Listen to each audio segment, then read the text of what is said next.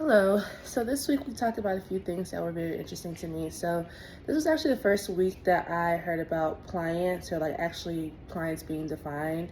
So you know that tracking is more of like a self tracking system. So you're tracking something to see if it gets done and it's motivating within itself. So if I complete a task, this is motivating enough for me to keep going or like meeting that goal. Whereas clients is you're doing something because you're told to do it or like you fear like the consequence of not doing it. And I will say that as for me personally, I'm more of a tracking person. Like everyone at work kind of calls me efficient and they knows I have a system for everything.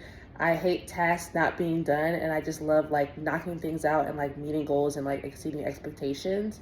The challenge with that is sometimes I'm a little bit too fast and too efficient, and like that naturally leads to mistakes or like mishaps on my behalf.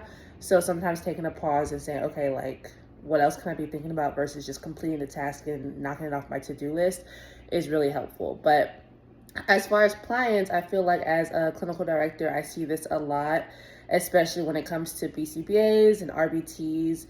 So towards like the middle or end of the class, our classmates kind of discussed our experience with goal setting and like creating goals in the organizational setting and like what that looks like. So as a clinical director, most experience that I have in like the organizational setting when it comes to goals is creating like performance improvement plans or like writing somebody up and putting in goals at that time for improvement, or they're at risk for like termination or further corrective action or whatever the case is. So I think that things like PIPs and written warnings and verbal warnings are at the root of clients, because now individuals typically meet the goals or exceed the goals because they risk losing their job or getting further corrective action.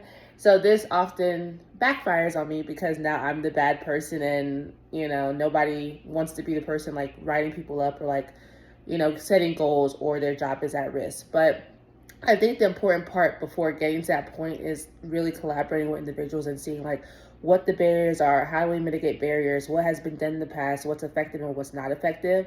But it gets to a point where after multiple conversations and multiple attempts to try to mitigate, if a goal isn't being met, something needs to be done. And I think that a lot of individuals who aren't in like leadership roles struggle to see their role in the organization from a whole. So they may just see their one point and like how their workday impacts just them and like what it looks like for just them. But as leaders, we're challenged to look at how everybody's role impacts the entire organization. So getting everybody on board with whatever their role is or expectation is extremely important. We talked about another concept. What was it? My brain just went mush. It started with a P. But anyways, I'm going to pivot. Another thing we talked about is just like individual goal setting. So I would say prior to the last 2 years, I was never an individual goal setting person, which is interesting because I'm in behavior analysis. I set goals every single day for kiddos and BCBAs and all that stuff. But I never set goals because I never wanted to do the work to achieve them. Because once you set a goal, it's kind of like set in stone. And yes, you can alter it, but I feel like the discouragement that comes with not meeting a goal is sometimes like debilitating. So I never really set goals. But over the last 2 years, I really challenged myself to set goals like with my weight loss or financially or emotionally or whatever the case is. And I really can say that like setting like clear and effective goals are just really helpful, and just like meeting those milestones and like kind of transitioning through life, whether they're personal or professional or whatever the case is. And another thing we talked about in the class was that if goals are too hard, it makes it difficult for people to want to meet them.